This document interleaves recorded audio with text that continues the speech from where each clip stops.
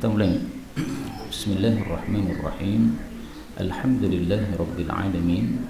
Allahumma shalli wa sallim wa barik ala Muhammad wa ala ali Muhammad. Allahumma anfa'na bima 'allamtana wa 'allimna ma yanfa'una wa zidna 'ilma wa barik lana fi 'ilmina warzuqna al-ikhlasa fil qawli wal 'amali kamila wa 'ilman nafi'an la yunsa wa tawfiqan da'ima wa sihhatan wa yaqinan wa 'afiyah. اللهم افتح لنا كل خير اللهم اكفنا بحلالك عن حرامك وأغننا بفضلك عمن سواك اللهم انصر المجاهدين وارحم المستضعفين ودمر أعداء الدين واطمس على أموالهم واشف مرضى المسلمين وصلى الله وسلم وبارك على النبي محمد والحمد لله رب العالمين. Alhamdulillah, ikhwani fillah, rahimakumullah. Kita lanjutkan pengajian hadis.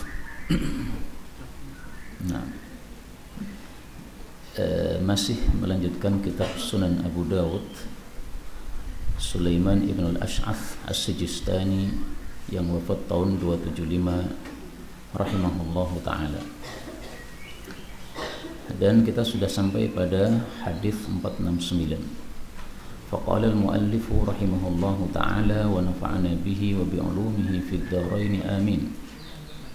باب في فضل القعود, tentang fadilah duduk fil masjid, di dalam masjid.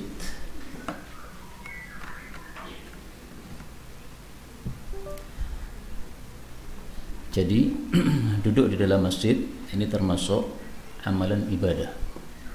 Dan ini ada dua macam. Yang pertama, duduk di dalam masjid secara mutlak, waktu kapan saja. Yang kedua, duduk di masjid pada waktu-waktu tertentu yang disebutkan oleh baginda Rasulullah sallallahu alaihi wasallam. Termasuk ini ada pertanyaan tentang salat isyraq yang pahalanya adalah seperti pahala haji dan umrah. Jika dilakukan di rumah tidak berjamaah bagi para ibu, samakah ganjarannya atau harus dilakukan di masjid dan berjamaah? Nah, ini contoh duduk di masjid pada waktu yang tertentu, habis subuh sampai terbit matahari. Saya tampilkan dulu dalilnya yang menunjukkan hal tersebut. Yang pertama, Rasul sallallahu alaihi wasallam punya kebiasaan habis subuh tidak keluar dari masjid. Kita temukan dalam Sahih Muslim hadis nomor 287. Karena adalah Rasul sallallahu alaihi wasallam idza shallal fajr, kalau sudah salat subuh, jalasa fi musalla, duduk di musallanya, hatta tatlu'a syamsu hasanan, sampai terbit matahari dalam keadaan baik, maksudnya sempurna. Maka ini termasuk sunnah yang sudah mahjurah, yang sudah ditinggalkan banyak orang. Rata-rata kita habis subuh segera pergi, tapi Rasulullah kebiasaannya tidak. Adapun fadilahnya, maka diriwayatkan oleh Imam Tirmidzi dan derajat hadisnya diperselisihkan oleh para ulama. Man shallal ghadata fi jamaah, siapa yang salat subuh berjamaah, ini syaratnya pertama harus jamaah. Thumma qa'ada yadhkurullah hatta tatlu'a syams, kemudian duduk berzikir sampai terbit matahari. Ini syarat yang kedua, zikir sampai terbit matahari. Thumma shalla rak'atain, kemudian salat 2 rakaat. Ini syarat yang ketiga, salat isyraq. Kanat lahu ka ajri hajjah wa umrah, mendapatkan pahala haji umrah, tamah, sempurna. Kata Imam Tirmidzi, hadis ini hasan. Dalam sanadnya ada rawi bernama Abu Dhilal. Abu Dhilal ini ketika ditanyakan kepada Imam Bukhari katakan dia itu muqaribul hadis, hadisnya sedang-sedang. Sedang-sedang itu enggak begitu kuat, tapi juga enggak begitu lemah. Nah, kalimat muqaribul hadis ini ya menunjukkan rawi ada kelemahan tetapi tidak ada masalah. Nah, makanya gara-gara Abu Dhilal ini kemudian muncul perselisihan pendapat di antara para ulama terhadap derajat hadis ini. Kata Ibnu Hajar dalam kitab Taqrib, beliau adalah seorang yang majhul atau sekitar itulah ya. Maka derajatnya dhaif. Sementara menurut Imam Tirmidzi hadis ini hasan. Nah, termasuk guru kita Syekh Mudzakir hafizahullah itu termasuk yang menganggap hadis ini dhaif. Nah, pertanyaan tadi adalah bagaimana kalau ibu-ibu dia zikirnya di dalam rumah, apakah mendapatkan fadilah yang sama? Saya temukan penjelasan dalam kitab Mirqatul Mafatih. Ini adalah syarah dari Mishkatul Masabih. bahwasanya menurut beliau tidak harus duduknya di dalam masjid, kita di rumah pun juga bisa. Beliau mengatakan, bal wa kadza law raja'a ila baitih, bahkan seandainya dia pulang ke rumah, wastamarra 'ala dzikri, dan dia berkelanjutan di atas zikir, maka tetap mendapatkan fadilah ini. Jadi tidak harus berada di masjid. Ini dalam kitab apa? Mirqatul Mafatih, syarah dari Mishkatul Masabih. Siapa penulisnya? Penulisnya adalah Ali Al-Qari, wafat pada tahun 1014 Hijriah. Jadi termasuk ulama kontemporer ya, karena apa? Di atas 1000-an. Nah, maka untuk ibu-ibu silahkan di rumah, nggak ada masalah, sambil masak nggak apa-apa, yang penting sambil berzikir kepada Allah Subhanahu wa Ta'ala ya. Jadi sambil masak, sambil salawat atau astagfirullah, insyaallah matang plus dapat pahala besar. Baik, hadis 469. Wa bihi ilaihi qala haddatsana al-Qa'nabi an Malik an Abi Zinadi an al-A'raj an Abi Hurairah radhiyallahu anhu anna Rasulullah sallallahu alaihi wasallam qala al-malaikatu, para malaikat, tusalli, selawat, ala ahadikum, kepada salah satu kalian atau masing-masing kalian, madama, selama, fi musallahu, di dalam musallanya, alladzi shalla fihi, yang dia salat padanya. Yang dimaksud musallanya ini adalah ya tempat di mana dia salat, meskipun pindah tempat, meskipun geser, enggak ada masalah. Yang penting masih berada di tempat masjid yang kita salat padanya. Tapi ada syaratnya, malam yuhdits, selama dia belum hadas, au yakum, atau dia belum bangkit. Yang dimaksud bangkit ini bangkit meninggalkan masjid ya. Bukan bangkit berdiri, bukan. Meskipun berdiri tapi kalau masih di masjid, masih tetap didoakan oleh para malaikat. Doanya dua, Allahumma gfirlahu, ya Allah ampunilah dia, Allahumma arhamhu, ya Allah rahmatilah dia. Hadis sahih. Hadis ini menunjukkan fadilah duduk di dalam masjid setelah kita selesai salat. Kalau kita belum hadas selama duduk tadi, maka malaikat senantiasa memberikan selawat kepada kita, yaitu mendoakan kita dengan dua doa, doa ampunan dan doa rahmat. Kita ambil beberapa faedah. Faedah yang pertama, kata-kata tusalli, salawat, itu maksudnya adalah mendoakan ya. Jadi salat itu dalam bahasa Arab artinya secara bahasa adalah doa. Nah, maka tusalli, malaikat selawat, maksudnya malaikat mendoakan. Makanya para ulama mengatakan salawat itu kalau dari Allah maka maksudnya adalah rahmat atau ampunan atau pujian ya, ada tiga tafsiran yang disebutkan oleh Imam Bukhari dalam kitab sahihnya. Salawat dari Allah adalah pujian dari Allah. Yang disebutkan Imam Tirmidzi dalam kitab sunannya, salawat dari Allah adalah rahmat dari Allah. Nah, pendapat yang ketiga, salawat dari Allah adalah ampunan dari Allah. Mudah-mudahan semua ini diberikan oleh Allah kepada kita ketika kita membaca salawat kepada Rasulullah sallallahu alaihi wasallam.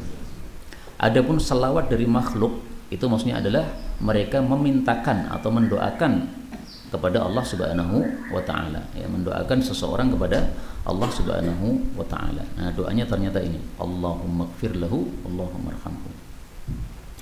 Faedah yang kedua, kalimat ini malam yuhdits, selama dia belum hadas, ini menunjukkan bahwa kondisi kita suci dari hadas itu kondisi yang lebih utama daripada kondisi hadas. Maka menjaga kondisi suci ini termasuk sesuatu yang disyariatkan dalam Islam. Saya tampilkan hadisnya. Wala yuhafidhu 'alal wudu'i illa mu'min, dan tidaklah menjaga wudu kecuali orang yang iman, yaitu iman sempurna. Hadis riwayat Ibnu Majah. Jadi ada amalan dalam Islam ini menjaga kesucian. Setiap batal wudu, setiap batal wudu, setiap batal wudu. Dan lebih bagus lagi kalau seperti Sayyidina Bilal, setiap batal wudu kemudian salat syukrul wudu namanya. Nah, itu lebih utama lagi. Tapi seandainya tidak salat, cuma wudu saja, ini sudah ada ibadah padanya, yaitu menjaga kesucian. Dalil yang kedua, bahwasanya kondisi suci lebih utama daripada tidak. Rasulullah bersabda, "Tahhiru hadhil ajsad, sucikanlah badan ini. Tahharakumullah, Allah pun akan mensucikan kalian." Maka tidaklah seorang hamba bermalam dalam keadaan suci kecuali malaikat bermalam bersamanya di dalam baju dalamnya. Syiar itu adalah baju dalam yang nempel ke kulit. Kalau baju luar itu adalah dithar. Nah, jadi malaikat berada di baju dalam kita. Kemudian setiap kita bangun pada waktu malam, maka malaikat tadi berdoa, Allahumma ghfir li abdika, ya Allah ampunilah hambamu ini karena dia bermalam dalam keadaan suci. Hadis riwayat Tabarani, derajatnya hasan. Nah, maka sebelum wudu disunahkan untuk kita sebelum tidur disunahkan untuk kita berwudu untuk menjaga kesucian sehingga malaikat bersama kita. Faedah yang ketiga, doa malaikat di sini dua, ampuni dan rahmati, menunjukkan bahwa yang paling penting dalam doa adalah kita minta dua ini. Dan memang manusia besok di akhirat nasibnya cuma ada dua kemungkinan, fariqun fil jannati wa fariqun fis sa'ir. Yauma tabyaddu wujuhun wa taswaddu wujuh. Hari di mana ada wajah putih, kenapa? Masuk surga. Wa taswaddu wujuh, wajah hitam, kenapa? Masuk neraka. Nah, supaya tidak masuk neraka, kita perlu maghfirah, ampunan. Karena kita punya dosa. Dosa tidak diampuni, otomatis masuk neraka. Untuk masuk surga, kita butuh apa? Rahmat Allah. Tanpa rahmat Allah, nggak mungkin masuk surga. Karena amal kita tidak cukup untuk membeli surga. Maka masuknya surga dengan sebab rahmat Allah Subhanahu wa ta'ala. Karena itu kalau kita bingung doa, udah doa ini aja. Allahumma ghfirli warhamni, ya Allah ampuni saya, rahmati saya, ini paling penting. Doa-doa yang lain itu adalah nomor dua. Ada orang mati, yang paling penting didoakan Allahumma ghfir lahu warhamhu, wa'afihi wa'fu anhu, dan seterusnya itu boleh dihapus itu. Kalau ada orang-orang awam yang tidak ngaji seperti kita, mereka susah untuk menghafalkan doa jenazah, udah diajari dua aja. Allahumma ghfir lahu warhamhu, suruh ulang-ulang. Kalau seperti antum yang sudah ngaji lama, maka doanya harus hafal sebagaimana yang diajarkan oleh baginda Rasulullah sallallahu alaihi wasallam. Mudah-mudahan semua kita mendapatkan maghfirah dan rahmat dari Allah Subhanahu wa taala. Amin ya rabbal alamin. 70. وبه إليه قال حدثنا القعنبي عن مالك عن أبي الزناد عن الأعرج عن أبي هريرة رضي الله عنه أن رسول الله صلى الله عليه وسلم قال لا يزال tidak henti-hentinya ahadukum, masing-masing kalian, fi salatin, di dalam salat, maksudnya mendapatkan pahala salat, ma selama kanatis salatu, adalah salat itu tahbisuhu, menahan dia. Apa yang dimaksud menahan ditafsirkan oleh kalimat berikutnya, la yamna'uhu, tidaklah mencegah dia, ayyang qaliba, untuk kembali ila ahlihi, kepada keluarganya, illa salatu, kecuali salat tersebut. Hadis sahih.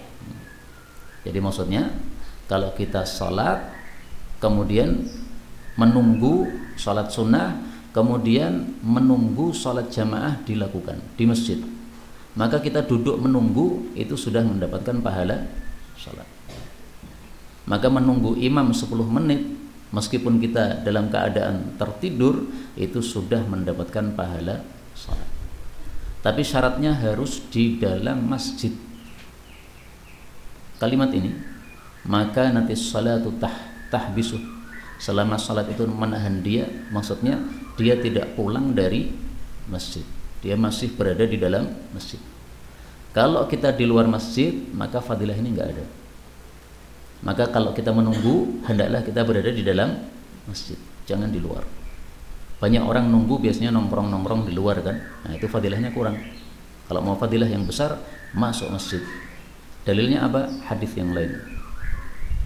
Man kana fil masjidi yantadhiru salata, barang siapa yang berada di dalam masjid menunggu salat, fahuwa fi salati, maka dia berada dalam pahala salat, malam yuhdits, selama dia tidak hadas. Hadis riwayat Nasa'i, jelas di sini ada kata-kata fil masjidi, di dalam masjid. Makanya dulu ketika kita masih santri, saya ingat sekali Ustaz Mudakir melihat kita santri-santri nunggu qomat di luar masjid. Maka beliau menegur kita, masuk semuanya masuk. Besok lagi beliau lihat kita di luar lagi, ditegur lagi. Akhirnya beliau suruh kita membaca hadis ini sampai 3 kali. Ayo kalian baca.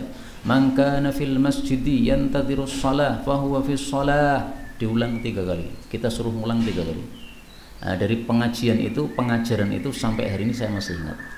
Waktu itu saya masih di Pelumpang, Pak. Pelumpang tahun 96. 96 pesantren ini belum ada ya, Al-Furqan ya. Nah, 96 itu masih Pelumpang untuk cowok. Kemudian setelah itu untuk cewek.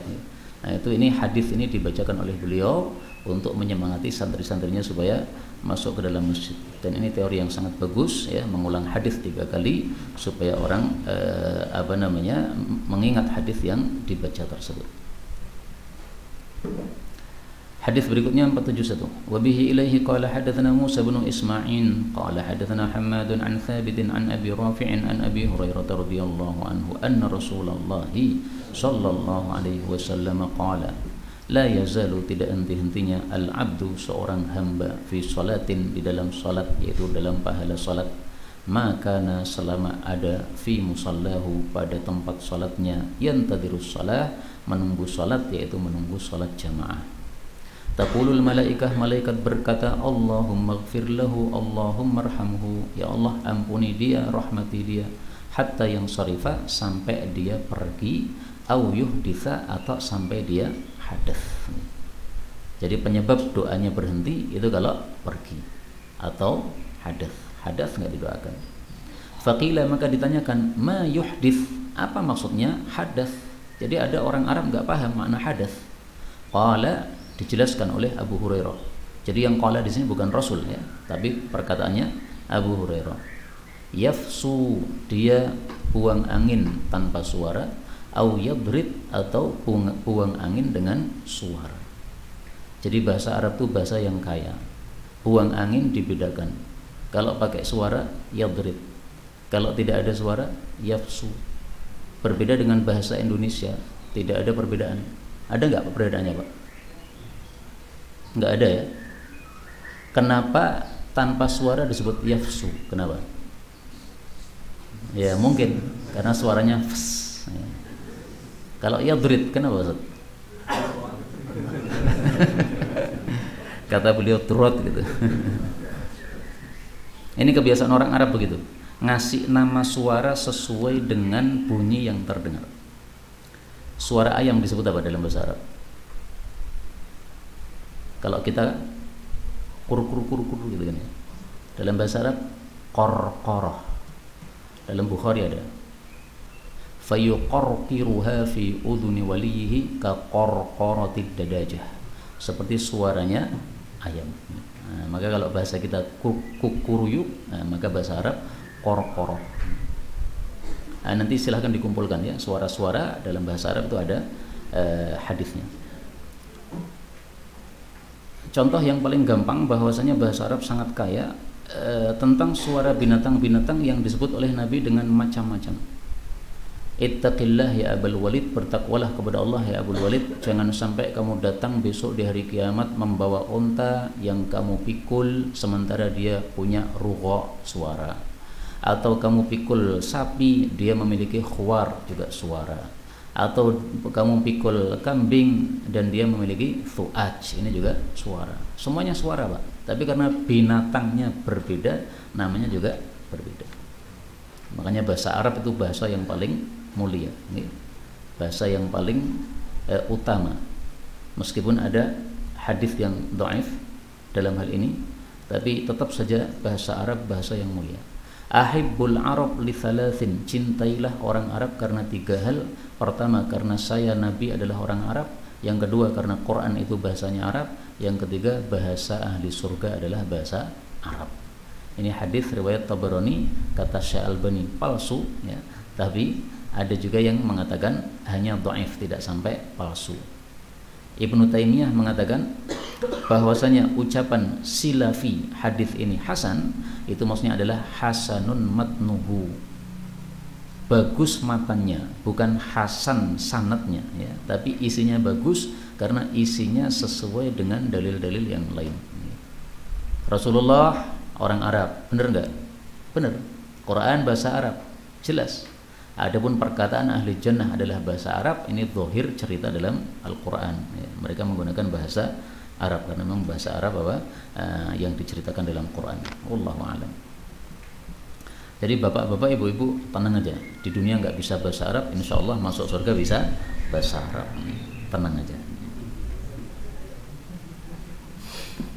Baik, kita lanjutkan ya. 472. وبه إليه قال حدثنا هشام بن عمار قال حدثنا صادقة بن خالد قال حدثنا عثمان بن أبي العاتكة الأزدي عن عمير بن هانئ العنسي عن أبي هريرة رضي الله عنه قال قال رسول الله صلى الله عليه وسلم من أتى المسجد, siapa yang datang ke masjid li syai'in, untuk sesuatu, fahuwa hadzuhu, maka sesuatu itu adalah menjadi bagian dia. Artinya apa? Kita datang ke masjid, hendaklah niatnya yang tinggi, maka kita mendapatkan pahala sesuai niatan. Dan hadis ini sesuai maknanya dengan sabda Nabi yang sangat populer, wa innama likulli imri'in ma nawa, masing-masing orang mendapatkan apa yang dia niatkan. Datang ke masjid untuk apa? Salat, dia dapat pahala salat. Ke masjid untuk kajian, dapat pahala. Ke masjid untuk jualan, ya dapat jualannya. Nah, makanya kalau datang ke masjid, niatnya hendaklah diperbanyak kalau bisa. Bisakah kita datang ke masjid dengan niat yang lebih dari satu? Bisa. Ke masjid niatannya untuk salat jamaah. Ke masjid niatannya untuk baca Quran nanti setelah salat jamaah. Ke masjid niatannya untuk sambung atau silaturahmi sama orang-orang masjid. Ke masjid niatannya untuk barangkali ada jamaah masjid yang sakit, maka kita pulang menjenguk yang sakit. Nah, bisa niatan yang sangat banyak. Para ulama mengatakan tijaratul ulama, bisnisnya para ulama adalah ti'dadun niyat, memperbanyak niatan-niatan yang baik. Ini bisnisnya para ulama. Karena mereka pengen pahala yang banyak meskipun amalnya sedikit. Seperti orang bisnis kan begitu kan, modalnya sekecil mungkin tapi labanya sebesar mungkin. Nah, bisnisnya para ulama adalah memperbanyak niat seperti itu, dan memperbanyak niat ini bukan bid'ah, ini dalilnya ini tadi, wa innama likulli imri'in ma nawa. Hadis yang semakna dengan ini adalah sabda Nabi sallallahu alaihi wasallam, manzilatil mujahid man jaa masjidi hadza, siapa yang datang ke masjidku ini, Masjid Nabawi, dia datang untuk kebaikan yang dia pelajari atau dia ajarkan, berarti mengajarkan ilmu agama, maka dia setingkat dengan mujahid fi sabilillah. Tapi barang siapa yang datang kepadanya untuk selain itu, maka setingkat orang yang melihat kepada barang milik orang lain, alias tidak mendapatkan manfaat apa-apa. Orang punya barang, kita melihat itu enggak mendapatkan manfaat. Kalau memakai atau memakan itu baru mendapatkan manfaatnya. Ini hadis riwayat Ibnu Majah sahih. Dan ini perkataan Nabi, masjidi hadza, ya, siapa yang datang ke masjid saya ini, Masjid Nabawi, ini tidak khusus untuk Masjid Nabawi. Beliau mengatakan masjid saya karena sabdanya diucapkan di Masjid Nabawi. Maka ke masjid manapun kalau ada kajian, kemudian kita ingin mendengarkan kajian di situ atau menyampaikan kajian di situ, kita sudah setingkat dengan mujahid fi sabilillah. Dan makna ini kita temukan dalam hadis yang lain. Man kharaja fi talabil ilmi fahuwa fi sabilillah. Siapa yang keluar untuk mencari ilmu agama, maka dia setingkat, maka dia adalah fi sabilillah hatta yarji, sampai pulang lagi. Hadis riwayat Tirmidzi, disahihkan oleh Al-Imam Abdiyah. Nah, maka kita semua sekarang ini dalam kondisi fi sabilillah, sampai pulang lagi. Santri-santri juga gitu, kita kirim anak kita ke pesantren, nah, selama di pesantren adalah fi sabilillah, sampai pulang lagi ke rumah pada saat liburan. Kita lanjutkan, babun fi karahiyati, tentang makruhnya insyadid dhallah, mencari barang yang hilang, fil masjidi, di dalam masjid. 473. Wa bihi ilaihi qala hadatsana Ubaidullah bin Umar al-Jushami qala hadatsana Abdullah bin Yazid qala hadatsana Haywatu yani bin Shuraih qala sami'tu Abul Aswad yani Muhammad bin Abdurrahman bin Nawfal yaqulu akhbarani Abdu Abdullah maula Shaddad annahu sami'a Abu Hurairah radhiyallahu anhu yaqulu sami'tu Rasulullah sallallahu alaihi wasallam yaqul man sami'a, siapapun mendengar, rajulan, seseorang laki-laki dewasa, yang sudu, mencari atau mengumumkan pencarian, dollatan, barang yang hilang, fil masjid, di dalam masjid, falyaqul, maka hendaklah dia katakan, la addahallahu ilaik, semoga Allah tidak mengembalikan barang itu kepada engkau, ya, didoakan jelek. Fa innal masajid, karena sesungguhnya masjid-masjid, lam tubna, tidaklah dibangun, lihada, untuk ini, yaitu untuk pengumuman mencari barang yang hilang. Hadis ini menunjukkan bahwa masjid hendaklah dimuliakan. Masjid artinya tempat sujud, maka selain untuk sujud atau ibadah, jangan ditaruh di masjid. Tidak hanya mencari barang hilang, apapun yang tidak ada kaitannya dengan ibadah jangan ditaruh di masjid. Tapi yang berkaitan dengan ibadah silahkan di masjid. Lomba tahfidz Quran di masjid boleh nggak? Boleh, menyemangati orang untuk apa? Menghafal Quran, ini ibadah. Latihan bela diri di masjid boleh nggak? Boleh, ini termasuk apa? I'dad. Sepak bola di masjid boleh nggak? Ini i'dad, nggak ada. Bola itu nggak ada i'dadnya, ya. Nggak boleh. Ini. Jadi permainan-permainan meskipun untuk olahraga, menyehatkan badan, tapi nggak ada nilai i'dadnya, jangan dilakukan di masjid. Tapi kalau yang ada nilai i'dadnya, maka silahkan di masjid, nggak ada masalah. Dalam babnya beliau mengatakan karahiyah. Karahiyah artinya dibenci. Istilah karahiyah atau makruh menurut ulama-ulama terdahulu itu sering dimaknai haram. Maka ketika Imam Abu Dawud menulis karahiyah, apakah yang beliau maksud adalah makruh ataukah haram? Kita nggak ngerti. Bisa jadi yang beliau maksud adalah makruh, bisa jadi yang beliau maksud adalah haram. Karena orang-orang terdahulu, termasuk Imam Abu Dawud yang orang terdahulu, mereka kalau mengatakan makruh maksudnya adalah haram. Istilah makruh dengan makna haram kita temukan dalam Al-Quran, surat Isra ayat 17, ayat 38. Kullu dzalika kana sayyi'atan 'inda rabbika makruha. Semua itu yang disebutkan di awal itu adalah sayyi'ah atau sayyi'uhu, dua qiraah. Itu adalah keburukan, inda rabbika makruha, yang makruh di hadapan Allah. Nah, makruh di sini makruh atau haram? Haram. Karena disebutkan di sini sombong, kemudian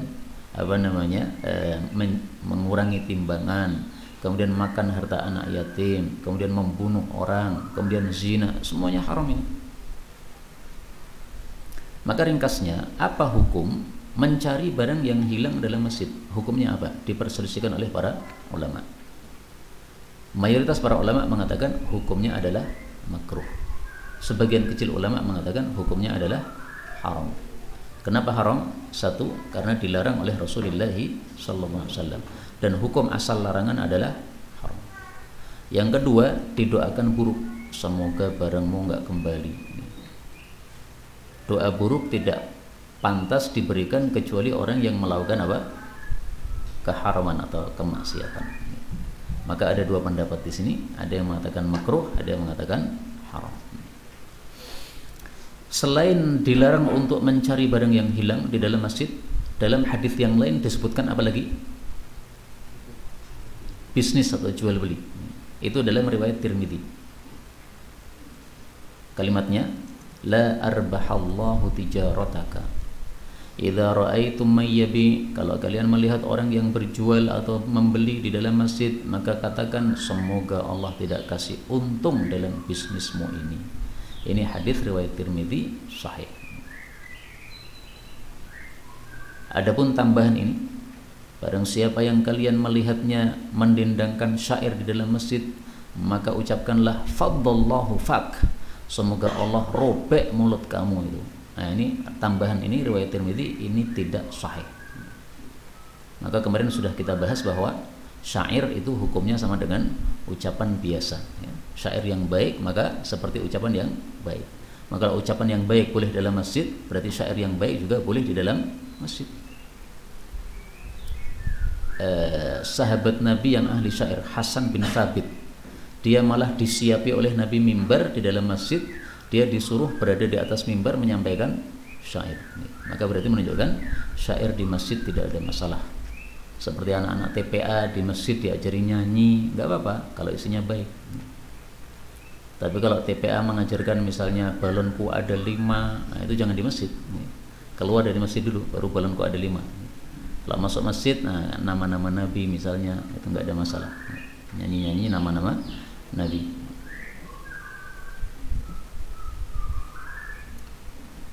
Faedah terakhir, Rasulullah mengatakan, kalau kamu mendengar orang cari barangnya hilang di masjid, kita disuruh mengatakan, semoga Allah tidak mengembalikan barang yang kamu cari itu. Bagaimana kalau yang cari itu takmir masjid dan sudah tua, atau imam masjid? Imam masjidnya udah tua, setiap hari ngimami kita anak-anak muda. Apakah perintah ini wajib? Pak Imam, semoga barangmu nggak balik. Nah, ini jadi marah imamnya. Nah, maka para ulama mengatakan perintah ini hukumnya mustahab atau sunnah, jadi nggak wajib. Maka tidak harus kita mengatakan apa seperti ini. Tapi kalau imamnya nggak paham bahasa Arab, enak. Kita ngomong aja gini, la addahallahu alaik ya imam. Dia nggak paham, dikiranya apa? Mudah-mudahan segera dapat. Nah, itu salahnya nggak paham bahasa Arabnya. Berikutnya, babun bab fi karahiyati makruhnya al-buzaqi meludah fil masjid, dalam masjid. Nah, di sini yang dimaksud makruh adalah haram, bukan makruh. Kenapa? Karena hadisnya sangat jelas menunjukkan yang dimaksud di sini adalah haram. 474. وبه إليه قال حدثنا مسلم بن إبراهيم قال حدثنا هشام وشعبة وأبان عن قتادة عن أنس بن مالك أن النبي صلى الله عليه وسلم قال الطفل meludah fil masjid, di dalam masjid, khati'atun, dosa. Nah, ini kata-kata khati'ah sangat jelas menunjukkan bahwa makruh yang dimaksud oleh Imam Abu Dawud di sini haram. Wa kafaratuhu, apalagi ini kafarahnya, penghapus dosanya adalah antuariyahu, bahwa engkau menutupi ludah tadi. Dalam hadis yang lain, kamu timbun dengan pasir supaya tertutup. Hadis ini penerapannya untuk masjid yang masih terbuat masih dari tanah, sehingga kalau kita meludah di masjid, maka ludahnya itu supaya tidak mengganggu orang, kita tutupi dengan tanah. Tapi kalau sekarang kita meludah di masjid yang ada karpetnya, kemudian kita tutupi dengan tanah, ini dosa di atas dosa. Nah, maka pemahaman kalimat ini, tuwariyahu, kamu tutupi, ya, ini harus disesuaikan dengan kondisi masjid di masa Rasulullah sallallahu alaihi wasallam.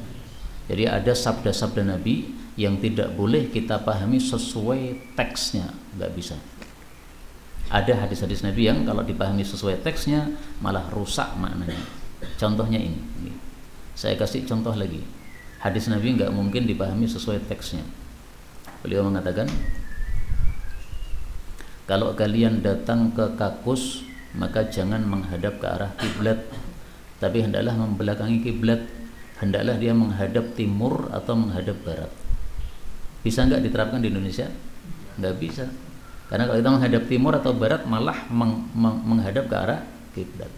Nah, Nabi mengatakan syarriqu aw gharibu, karena Mekah itu ada di selatan, Madinah itu ada di utara. Saya agak bingung ya, baratnya sana ya, berarti sana gitu. Nah, jadi Mekah itu ada di selatan, kemudian Madinah ada di utara. Maka Nabi katakan arah timur atau arah barat. Nah, ini tidak bisa dipahami sesuai dengan tekstualnya, nggak bisa, malah salah. Perhatikan kata-kata at-tafl, ludah. Ludah itu suci atau najis? Suci, tapi kotor. Maka hadis ini menunjukkan bahwa menaruh kotoran di masjid, meskipun kotoran itu suci, itu adalah dosa. Apalagi sesuatu yang najis, maka lebih dosa lagi. Kencing di dalam masjid seperti Arab Badui itu, ya, nah, dosanya itu lebih dahsyat daripada ludah, karena ludah ini sepakat para ulama adalah suci. Dari hadis ini kita ambil pelajaran bahwa kalau kita tidur di masjid dan kita biasanya ngiler bahasa Jawa, kalau bahasa sini apa Pak? ngeces, maka hendaklah kita pakai alas. Tapi kalau kita tidur biasanya tidak ngiler, maka silahkan tidak pakai alas, nggak apa-apa. Karena kalau kita keluar ini liurnya pas kita tidur di masjid, berarti kita sudah melakukan dosa. At-taflu fil masjidi khati'atun. Saya kan tidak sengaja karena saya tidur. Iya, engkau tidak sengaja pas ngilernya, tapi tidurnya kan sengaja. Dan engkau tahu bahwasanya setiap tidur pasti selalu keluar. Maka dulu saya pernah khuruj 3 hari bersama jamaah tabligh. Itu ketika kita tidur di masjid diajari cara tidurnya. Cara tidurnya begini Mas ya, pakai sarung di jadi alas. Habis itu kemudian kepala ini tidur miring kanan. Kemudian kepalanya dipaskan pada area sarung tadi. Nah, sehingga kalau ada liur keluar masuk sarung tidak kena masjid. Ini sesuai sunnah baginda Rasulullah sallallahu alaihi wasallam. Saya jadi teringat cerita tentang Al-Imam Ibnu Abdul Hadi. Ibnu Abdul Hadi ini seorang ulama ahli hadis muda, muridnya Ibnul Qayyim. Beliau wafat usia sekitar 35 tahun atau 37 tahun ya. Tapi ulama besar. Beliau pernah debat ilmiah bersama seorang qadhi, seorang hakim. Nah, hakim ini dia bapaknya juga seorang qadhi juga. Maka dia secara nasab itu punya jabatan di masyarakat. Nah, mungkin agak ada kesombongan gara-gara itu, sehingga pas tengah-tengah debat ini si qadhinya ini marah, kemudian meludahi kepada Ibnu Abdul Hadi. Maka ini contoh jangan ditiru ya, ulama kok meludahi sesama ulama gara-gara debat kalah. Ibnu Abdul Hadi beliau mengambil ludah tadi, tidak marah, beliau mengatakan tahir bi ijma'il muslimin, bi ijma'il ulama. Ini ludah suci sepakat para ulama. Nah, coba kita meniru Al-Imam Ibnu Abdul Hadi. Diganggu orang tidak usah marah. Kita lihat pahalanya saja. Kira-kira kalau antum diludahi orang gimana, Pak? Kira-kira. Ini beliau cuma ngambil aja. Tahir bi ijma'il ulama. Masya Allah. Nah, maka kalau dituduh macam-macam nggak usah marah. Kita belum sampai diludahi, baru dituduh aja. Dituduh itu lebih ringan. Karena belum sampai ada sesuatu yang nempel ke badan kita, hanya ucapan saja. Kemudian dari hadis ini kita ambil pelajaran bahwa kalau kita melakukan dosa maka hendaklah melakukan kafarahnya. Karena kalau tidak melakukan kafarahnya maka dosa itu menyebabkan hati kita menjadi ada satu titik hitam. Dalilnya hadis yang populer, nuqtatun sauda, nuqtatun sauda. Rasulullah bersabda, innal abda, sesungguhnya seorang hamba jika melakukan dosa maka dititik pada hatinya satu titik hitam. Kalau dia mencabut dan istighfar dan tobat maka jernih lagi hatinya. Kalau dia mengulangi lagi maka tambah lagi sampai akhirnya menjadi rona. Kalla bal rona. Rona itu meliputi. Ala qulubihim, atas hati mereka, maka nuyaksibun, apapun yang mereka lakukan yaitu dosa-dosa. Nah, maka setelah meludah di masjid ini ada satu titik hitam di hati, oleh Nabi disuruh untuk mengkafarahi, yaitu menghapus membersihkan ludah tersebut. Nah, kalau sekarang ya diambil ludahnya kemudian dikasih wewangian ya, atau dikasih parfum. Dan makna ini bahwa setelah kita berdosa kita disuruh berbuat baik, ini disebutkan dalam hadis yang lain. Idza amilta sayyi'atan, idza amilta sayyi'atan, jika engkau sudah melakukan satu dosa, fa'atbi'ha hasanah, maka iringilah dengan perbuatan baik, tamhuha, pasti akan menghapusnya. Hadis riwayat Ahmad. Dan kata Imam Ghazali, kalau kita berbuat buruk dengan mata, maka hendaklah berbuat baik juga dengan mata. Kalau berbuat buruk dengan tangan, maka hendaklah diiringi dengan berbuat baik dengan tangan. Misalnya tangan mencuri, maka barang curian dikembalikan, kemudian kita sedekah, maka sama-sama dengan tangan. Dan perkataan Imam Ghazali ini ada dalilnya. Rasulullah sallallahu alaihi wasallam bersabda, man halafa minkum, barang siapa yang bersumpah tapi mengucapkannya salah demi Lata demi Uzza, karena ini warisan jahiliyah dulu nih. Setelah masuk Islam terlepas ucapan ini, maka hendaklah mengucapkan la ilaha illallah. Nah, maka kafarai dengan ucapan yang baik. Barang siapa yang mengatakan kepada sahabatnya, mari judi sama saya, maka hendaklah faliyatasaddaq bi syai', hendaklah dia bersedekah, karena judi berkaitan dengan harta. Hadis muttafaqun alaih. Tapi tidak harus begitu. Jadi apapun amal kebaikan itu bisa menghapus dosa-dosa yang kita lakukan. Karena ketika Rasulullah menyuruh kita setelah berbuat jelek kemudian mengiringi dengan kebaikan, ini perawi hadisnya Abu Dzar, ini tanya kepada Rasulullah, ya Rasulullah, apakah la ilaha illallah termasuk kebaikan?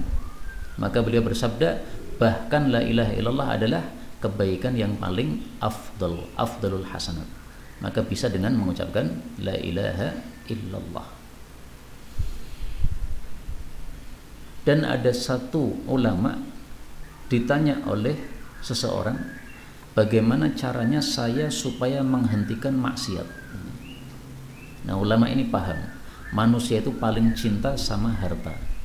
Maka kata beliau, kalau setiap kali kamu melakukan maksiat yang kamu ingin berhenti darinya, maka hendaklah kamu bersedekah. Anggaplah misalnya setiap melakukan maksiat sedekah 100.000.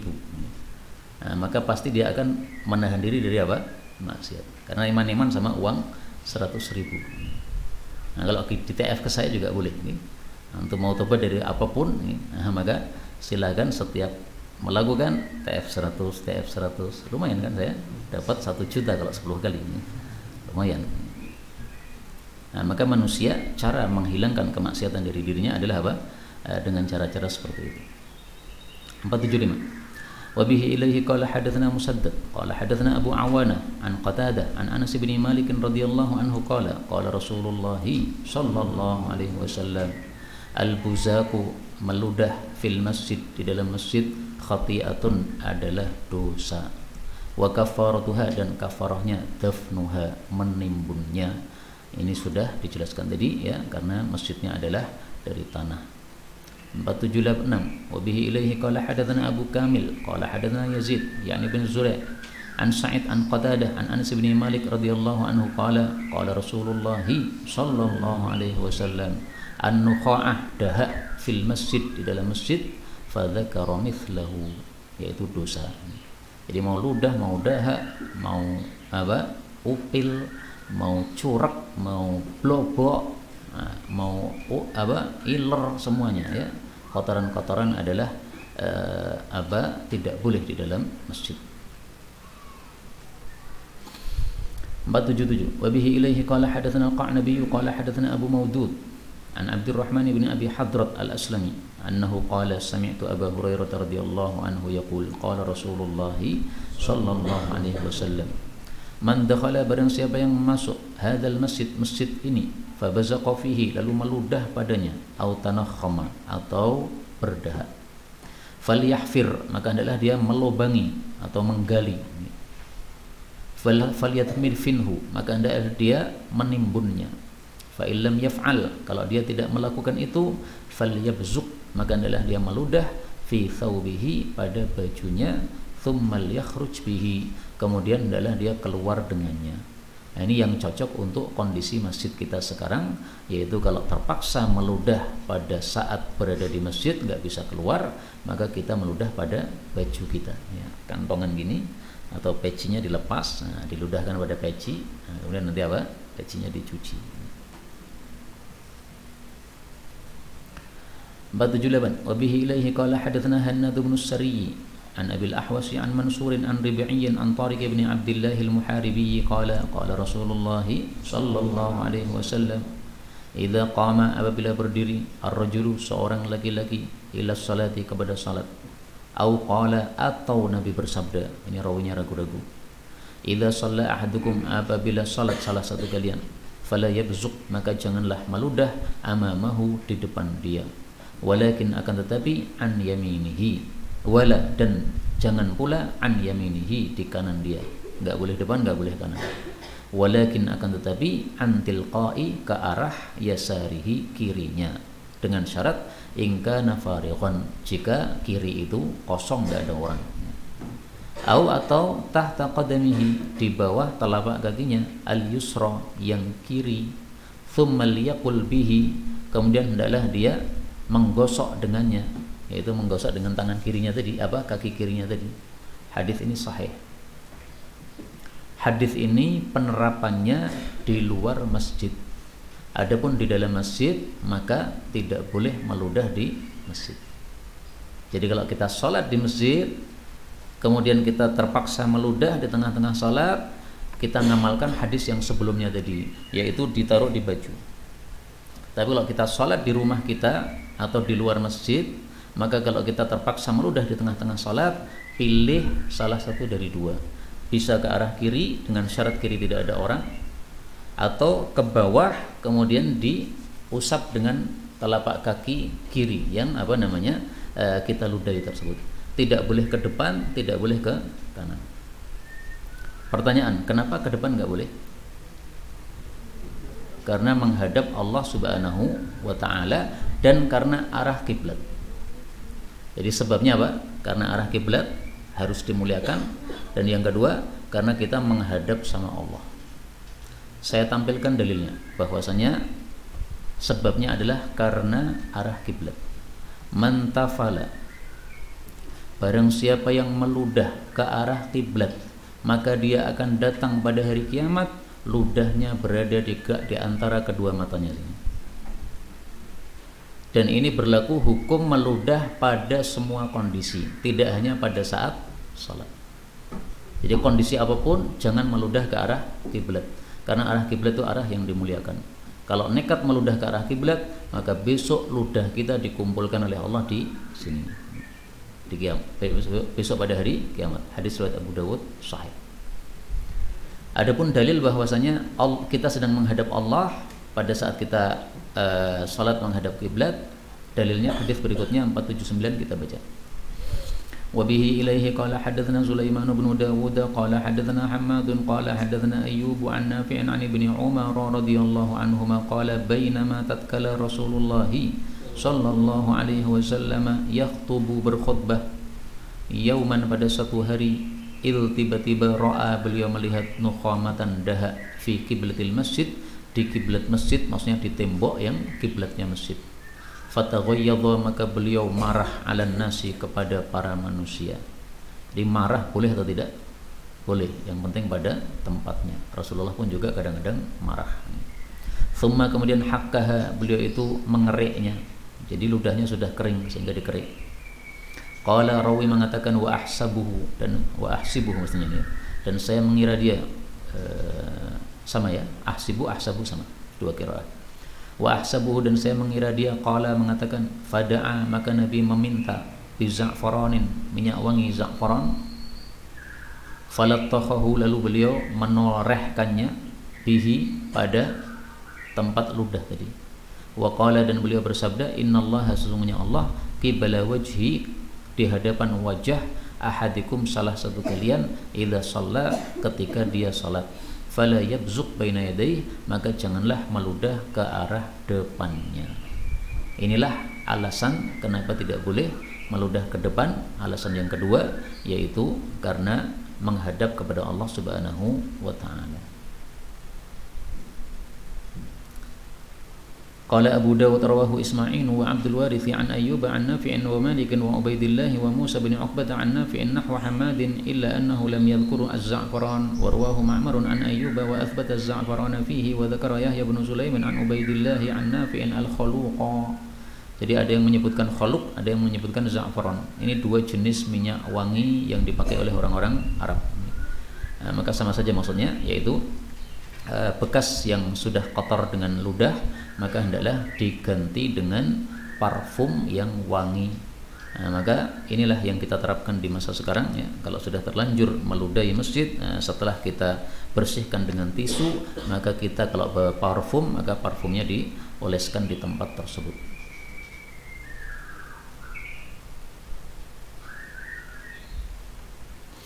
Pertanyaan kedua, kenapa tidak boleh meludah ke arah kanan? Ada malaikat. Mungkin ada yang mengatakan malaikat kan kanan kiri. Kanan kiri itu maksudnya adalah malaikat pencatat amal. Tapi pas kita sholat, maka yang dimaksud di sini adalah malaikat yang lain. Kalau malaikat pencatat amal ya kanan kiri ada semua. Tentang malaikat itu disebutkan pada hadis berikutnya 480. Wa bihi ilaihi qala hadatsana Yahya bin Habib bin Arabi qala hadatsana Khalid ya'ni ibn al-Harith an Muhammad bin Ajlan an Iyad bin Abdullah an Abi Sa'id al-Khudri radhiyallahu anhu anna an-nabiyya sallallahu alaihi wasallam kana adalah beliau yuhibbu menyukai al-arajin, dahan pohon. Wala yazalu dan tidak henti-hentinya arajin itu fi yadihi ada di tangan Nabi minha darinya arajin. Jadi Nabi itu suka apa? Membawa semacam tongkat gitu. Maka kalau antum meniru Nabi ya kemana-mana bawa tongkat ya nggak ada masalah. Jamaah sini ini nggak ada yang suka tongkat Pak ya. Kalau Imam Syafi'i itu usia 40 sudah mulai pakai tongkat. Maka beliau ditegur, usia 40 masih muda, kenapa pakai tongkat? Kata beliau, supaya saya ingat bahwa saya seorang musafir yang menuju kepada Allah Subhanahu wa Ta'ala. Maka tongkat fungsinya untuk mengingat safar menuju kepada Allah Subhanahu wa Ta'ala. Adapun hadis tentang tongkat tidak ada satupun hadis yang sahih. Hamlul asa, membawa tongkat, alamatul mukmin, tanda orang beriman, wa sunnatul anbiya, sunnah para nabi. Hadis ini palsu. Tapi bahwasanya membawa tongkat ini adalah sunnah para nabi, kita temukan sebagiannya dalam Al-Quran. Yaitu siapa? Nabi Musa. Qala hiya asaya, itu adalah tongkat saya ya Allah. Saya bisa bertekanan dengannya dan saya bisa ngepiok daun dengannya. Ahusyu itu adalah memukul pohon supaya daunnya rontok. Itu bahasa Jawa itu ngepiok. Bahasa sini apa Pak? Sama. Ya udah ngepiok ya. Waliya fiha ma'aribu ukhra, dan bagi saya pada tongkat tadi ada keperluan-keperluan atau manfaat-manfaat yang lain. Jadi tongkat itu manfaatnya sangat banyak. Makanya Rasulullah suka memegang apa? Urjun tadi. Nah, silahkan kalau mau ada yang mengamalkan hadis ini, hadis 480 dalam Sunan Abu Dawud, antum kemana-mana bawa apa? Tongkat. Kenapa Pak? ATM, bukan tongkat itu. Arojin. Salah satu manfaat tongkat bagi orang-orang di gunung, sebagaimana diceritakan oleh teman saya, waktu itu dia tinggal di rumah temannya yang ada di gunung. Kemudian setelah 1 hari di situ dia pengen BAB. Oleh temannya disangoni tongkat. Ini Pak tongkat untuk masuk kamar kecil. Dia bingung sebenarnya, tongkat untuk apa ini? Tapi setelah dia duduk kemudian buang air besar, baru paham manfaat tongkat. Karena begitu keluar kotorannya langsung lele itu rebutan, brul gitu, naik semuanya. Nah, jadi maksudnya untuk mengusir lele tadi. Jadi satu jatuh mengusir lele ya, satu jatuh. Nah, itu salah satu ma'aribu ukhra ya, manfaatnya tongkat ya, untuk mengusir lele yang nyerbu apa? Tinja. Kita lanjutkan ya. Fadakhala al-masjid, lalu dia masuk masjid. Fara'a, maka beliau melihat nukhamatan dahak fi qiblatil masjid, di kiblat masjid. Fahakkaha, lalu mengeriknya, berarti sudah kering. Thumma aqbala 'alan nas, kemudian menghadap kepada manusia, mughdaban, marah. Faqala, bersabda, ayasurru ahadakum ayyubsaqa fi wajhi, apakah menyenangkan kepada masing-masing kalian kalau ada yang meludah pada wajahnya, kalau diludahi pada wajahnya, senang enggak? Inna ahadakum idza istaqbalal qiblah, sesungguhnya masing-masing kalian ketika menghadap ke arah kiblat, maksudnya salat, fa innama yastaqbilu rabbahu azza wa jalla, tiada lain dia sedang menghadap kepada Allah Subhanahu wa taala. Wal malaku an yaminihi, dan malaikat ada di kanannya. Nah, malaikat di sini bukan malaikat pencatat amal ya, tapi malaikat yang menyertai kita pada saat kita salat. Fala yatful, maka jangan meludah, an yaminihi, ke arah kanan, wala fi kiblatihi, juga jangan ke arah kiblat. Wal yabsuq an yasarihi, hendaklah meludah ke arah kiri. Au tahta qadamihi, atau di bawah telapak kaki. Telapak kaki kiri sebagaimana hadis sebelumnya. Kalau di sini nggak disebutkan kaki yang mana. Fa in ajila, kalau dia tergesa-gesa, fa in ajila, kalau tergesa-gesa bihi terhadapnya amrun, suatu urusan, maksudnya tergesa untuk apa namanya? Untuk meludah, falyaqul hakadha, maka hendaklah dia berbuat seperti ini, yaitu diludahkan pada baju kemudian digosok. Bajunya apa? Digosok. Wa wasafa, dan mensifati atau mempraktekkan lana kepada kami Ibnu Ajlan dzalika, hal itu ayat fula, bahwa dia meludah fi thawbihi pada bajunya, thumma yarudda, kemudian menggosok ba'dahu sebagiannya, ala ba'din kepada sebagian yang lain. Nah, kalau ada tisu lebih bagus kita pakai tisu. Kalau tidak ada tisu maka kita ludahkan pada baju kita. Tambah satu hadis lagi supaya pas jam 11 dan pas nomornya 480. Karena paling enak itu kalau apa? Oh, udah pas ini 480 sudah. Ya udah pas sudah. Sampai di sini dulu. Tapi nanti kalau tidak ada pertanyaan ya kita lanjut lagi. Tapi ada pertanyaan dulu ini di tertulis. Bagaimana niat salat zuhur pada hari Jumat bagi seorang muslimah?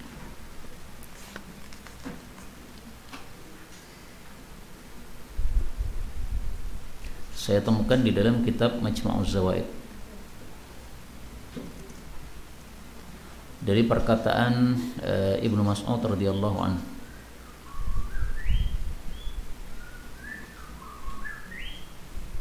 Man fatathu ar-rak'atani.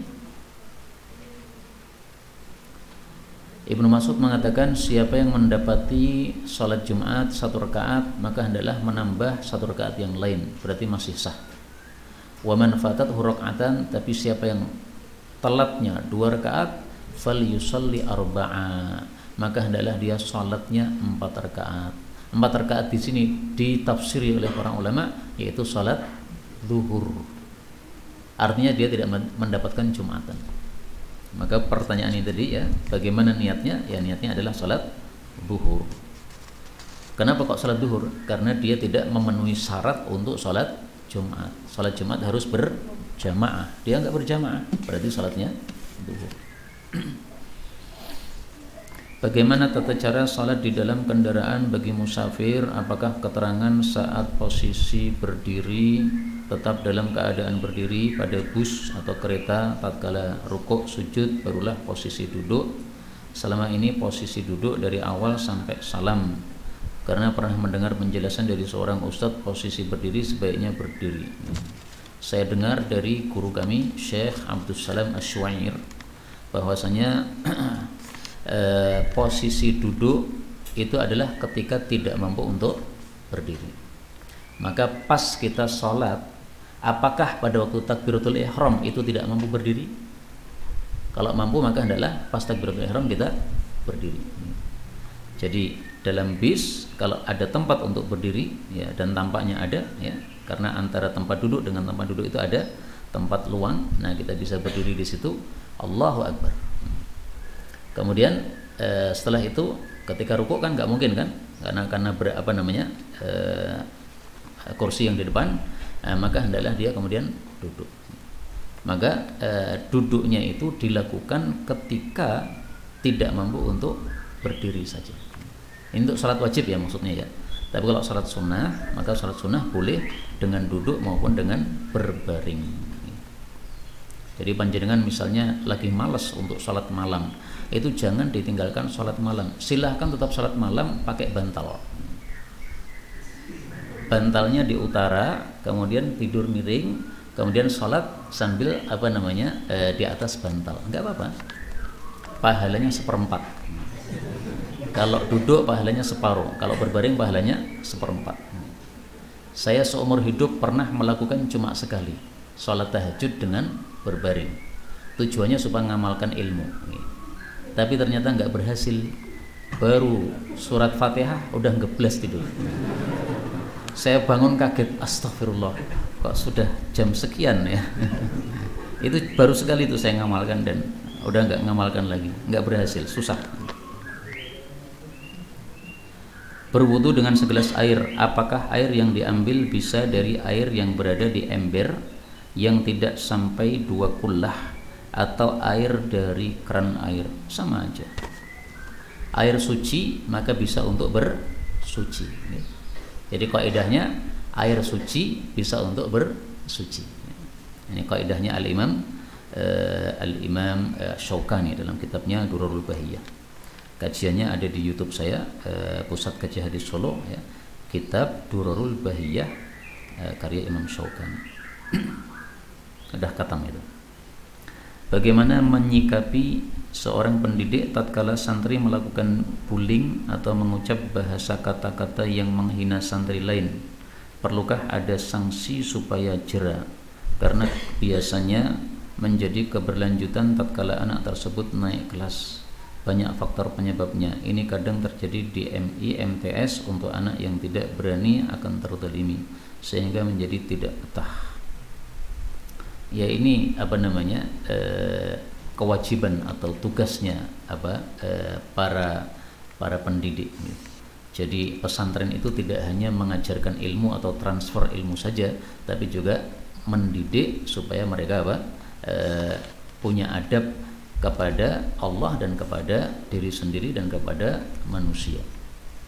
Perhatikan kalam Allah dalam Al-Quran. Surat At-Tahrim ayat 6.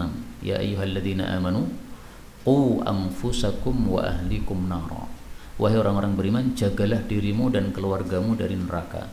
Apa makna jagalah ini? Ali bin Abi Thalib mengatakan allimuhum wa addibuhum. 2. Alimuhum, ajarkan ilmu kepada mereka, ilmu agama supaya paham halal haram dan sebagainya. Kemudian adablah mereka, didiklah mereka. Jadi nggak cukup ilmu saja, ilmu tinggi, adab nol, apa gunanya? Nanti malah sombong dengan sebab ilmunya. Tapi kalau ada ilmu, ada adab, maka akan sempurna.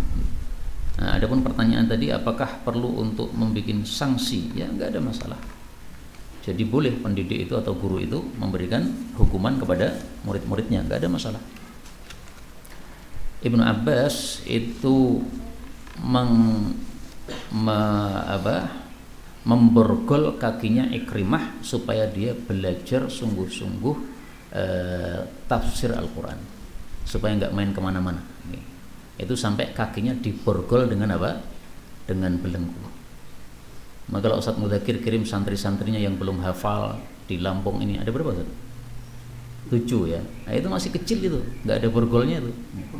Itu Ikrimah pakai borgol itu. Dan nggak ada yang protes sama Ibnu Abbas, kamu dolim, enggak. Ya. Tapi kalau zaman sekarang nggak usah pakai borgol lah ya, nggak cocok untuk apa? Masa kita. Ya. Ibnu Umar itu kalau melihat anaknya berkata, mengucapkan bahasa Arab tapi tidak fasih, yaitu lahan, tidak sesuai i'rab yang benar, maka dipukul pakai tongkat. Bahasanya salah. Nah, itu Ibnu Umar. Alhamdulillah pengajian di Jalan Onta ini sudah sekitar 25 tahun. Kenapa nggak Ustaz? 25 tahun? Iya. Berarti mulai tahun berapa? 97 ya. Tapi perkembangan dakwahnya terasa kurang berkembang untuk lingkungan pondok sini sekitar maksudnya ya. Contoh untuk memakaikan jilbab pada ibu-ibu saja belum berhasil.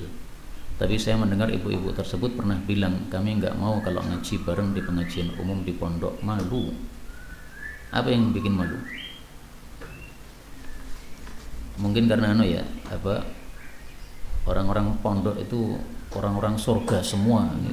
Nah, kalau kita kan masih umum gitu. Ada pengajian untuk ibu-ibu lingkungan tapi sebatas ngaji tadarus, itu pun tidak bisa ajak. Kita berkeinginan mereka juga belajar dan menjalankan syariat Allah dan merasakan manisnya iman. Adakah nasihat ulama untuk memudahkan dakwah di lingkungan tempat tinggal kita? Ini tadarus diisi kajian kan bisa kan? Jadi jangan hanya tadarus saja. Tadarus itu awalnya, kemudian nanti akhirnya dikasih kultum 10 menit. 7 menit nih. Nanti meningkat lagi kultum kuliah 17 menit nih. nanti meningkat lagi kuldum kuliah 20 menit, nanti meningkat lagi kultum kuliah 70 menit. Nah begitu. Jadi sedikit demi sedikit. Jangan hanya tadarus saja. Tadarus itu di awalnya, nanti akhirnya dikasih kajian. Alhamdulillah ibu-ibu, kita sudah selesai tadarus. Tadi ada ayat bunyinya begini, ditafsiri gitu. Saya ikut di grup jualan gamis dari pusat, sudah ditentukan fee-nya 10%. Kalau ada yang pesan gamis, saya pesankan lalu saya bayar. Setelah gamisnya sampai, baru yang pesan gamis bayar sama saya. Apakah ini sudah sesuai syariat? Ini bukan termasuk maklar di atas maklar. Apa sih istilah maklar di atas maklar? Nggak paham saya.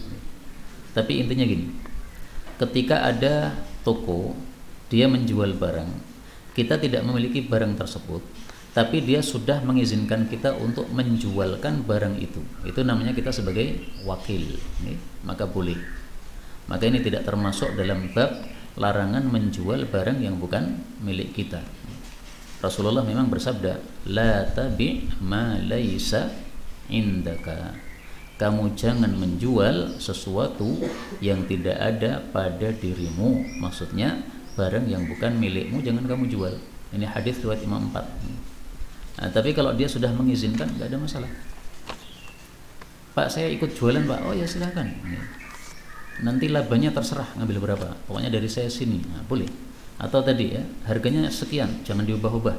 Kamu nanti saya kasih 10%, 20%. Nah, boleh, sesuai dengan kesepakatan. Karena Rasulullah bersabda, al-muslimuna ala syurutihim. Kaum muslimin itu berada di atas persyaratan antar mereka. Al-muslimuna ala syurutihim, hadis riwayat Abu Daud.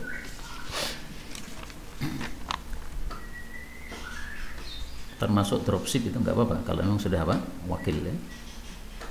Bagaimana hukum salat fardu bagi orang tua yang terkena stroke sudah cukup lama, sekitar 10 tahun, berjalan dan bergerak sudah susah, sehingga ketika buang air besar atau buang air kecil kadang tercecer. Kondisi akal pun sudah agak pikun, sehingga ketika salat sudah tidak sempurna baik jumlah rakaat, gerakan dan bacaan salat. Wallahu a'lam. Kalau masih sadar masih wajib salat. Tetapi Allah mengatakan la yukallifullahu nafsan illa wus'aha. Tapi kalau pikun berarti nggak sadar, maka sudah gugur apa? Kewajiban sholat. Tapi pikun itu dibagi dua, yang saya pernah dengar. Ada yang pikun total, artinya setiap saat pikun. Ada yang pikunnya itu kadang-kadang, kadang pikun, kadang sadar lagi. Nah, pas sadar wajib sholat, pas pikun tidak wajib sholat. Misalnya pikun 1 pekan, kemudian sadar 1 hari. Nah, pas 1 hari itu apa? Wajib sholat. Ada juga kasus gila malam hari, siang hari nggak gila. Itu saya temukan di tetangga saya. Ada perempuan, lumayan cantik menurut saya secara wajah. Kemudian menikah, setelah itu sebentar kemudian udah cerai. Saya heran loh, kenapa cerai? Mbaknya lumayan itu. Kenapa kok dicerai? Bukan berarti saya mau nikah ya, bukan nih. Oh, saya waktu itu masih santri. Kemudian diberitahukan kepada saya, ternyata masnya itu mencerai istrinya karena malam hari gila. Jadi ketika tidur bareng sama istrinya itu ngomong sendiri gitu. Tapi nanti pagi sudah nggak pernah gitu lagi, normal. Jadi gila malam hari itu kasus yang saya pernah dengar sekali itu. Nah, orang seperti itu gimana? Pas dia gila, hukumnya hukum gila, nggak wajib apa-apa. Pas dia normal, maka hukumnya apa? Normal. Dia wajib untuk melakukan kewajiban sehari-hari. Begitu. Bagaimana hukum membaca ta'awudz a'udzubillahi minasyaitonirrajim sebelum membaca surat Al-Fatihah pada tiap-tiap rakaat salat? Kalau rakaat pertama maka hendaklah kita baca. Tapi rakaat yang kedua, ketiga dan keempat maka sebagian ulama mengatakan sudah terwakili oleh rakaat yang pertama. Tapi pendapat yang lebih kuat insyaallah bahwa ta'awudz tetap dibaca pada setiap rakaat. Kenapa? Karena setelah kita membaca surat, kemudian kita ruku, itu sudah berhenti dari membaca Al-Quran. Maka ketika rakaat yang kedua kita membaca Quran lagi, berarti membaca ta'awudz lagi. Adapun asal hukum membaca ta'awudz adalah sunnah. Sehingga seandainya kita tergesa-gesa sholatnya tidak membaca ta'awudz sudah sah. Imamnya sudah mau ruku, bacaan Qur'annya suratnya surat pendek. Nah, kita makmum masbuk, kita khawatir terlambat, maka Allahu Akbar, Bismillahirrahmanirrahim, Alhamdulillahirabbil alamin, Fatihah langsung nggak apa-apa. Bahkan kalau khusus saya, panjenengan nggak boleh, ya. Saya boleh langsung Alhamdulillahirabbil alamin, tidak usah Bismillahirrahmanirrahim. Kenapa? Saya mengikuti mazhab Maliki bahwasanya Bismillah tidak termasuk Al-Fatihah. Lah antum kan mazhabnya Syafi'i Pak? Syafi'i kan Bismillah termasuk Al-Fatihah. Antum mazhabnya Syafi'i, maka tidak sah kalau membaca Fatihah tanpa Bismillah. Karena antum kalau subuh kan pakai kunut kan, nah, berarti Syafi'i ya. Saya nggak pakai kunut saya ini. Hadisnya saya tampilkan ya. Baini wa baina abdi.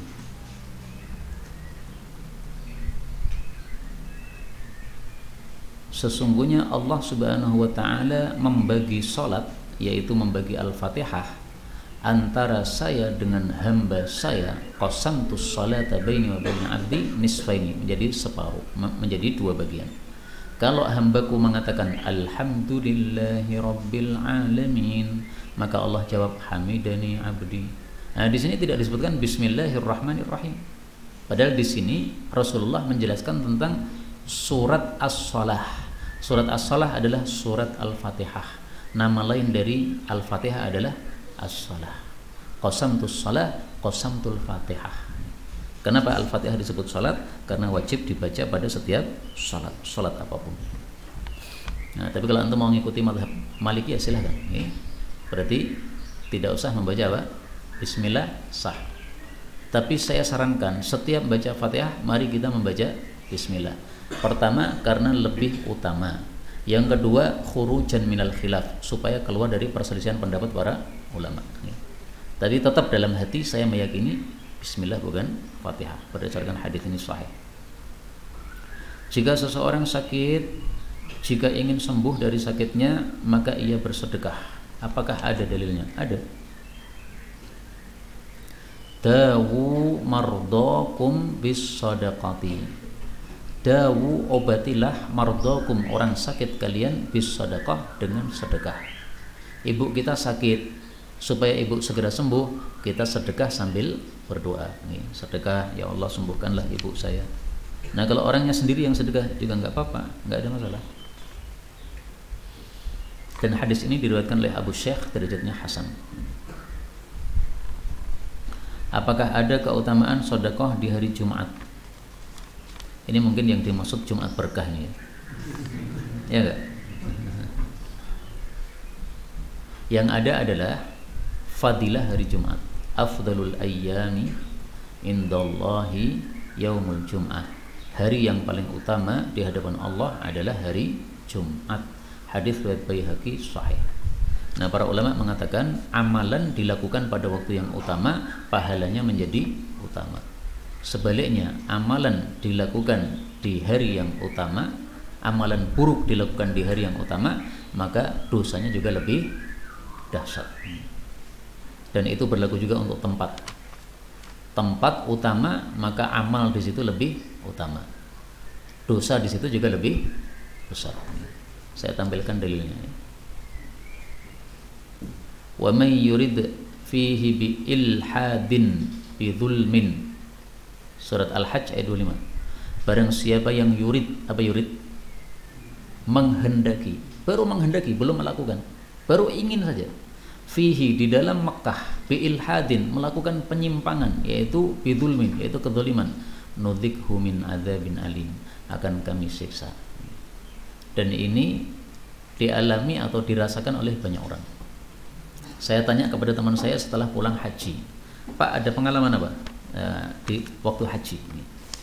Kemudian dia berpikir itu, kemudian mengatakan ada satu pengalaman menarik. Apa itu? Satu kamar, semua orangnya sakit perut, sampai antri di kamar mandi. Sekamar itu banyak orang karena waktu haji. Kecuali saya nggak sakit perut. Dalam hati saya, kecuali saya nggak sakit perut.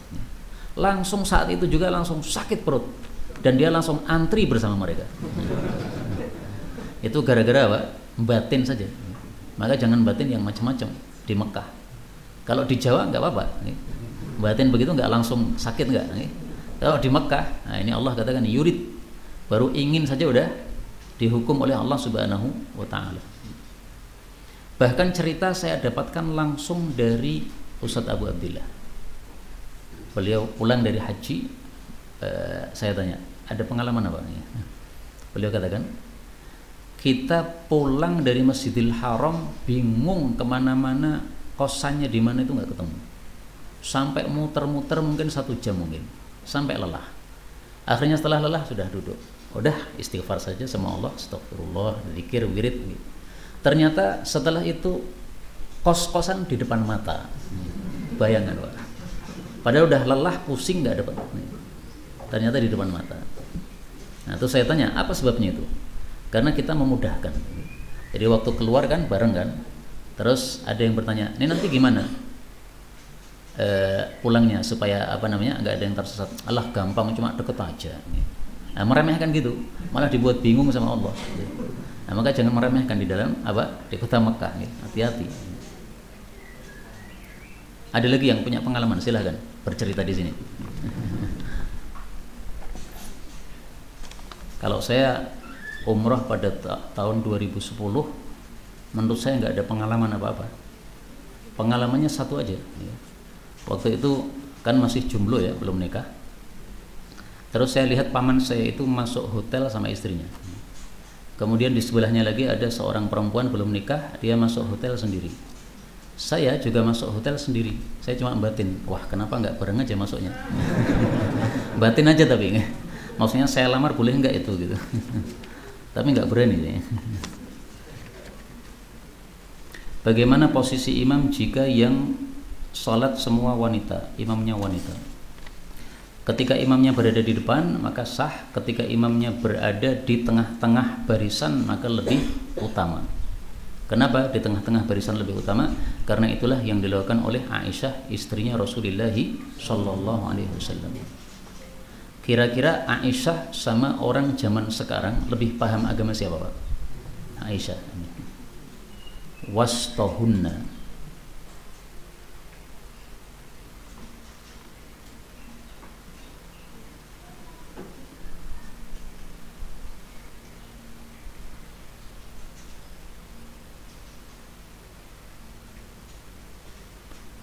As-sunnatu, sesuai sunnah, antakifa imamatun nisa'i wastahunna, bahwasanya imam wanita berada di tengah-tengah jamaah. Karena diriwayatkan bahwasanya Aisyah dan Ummu Salamah, 2 orang istri Nabi, semuanya terkenal cerdas.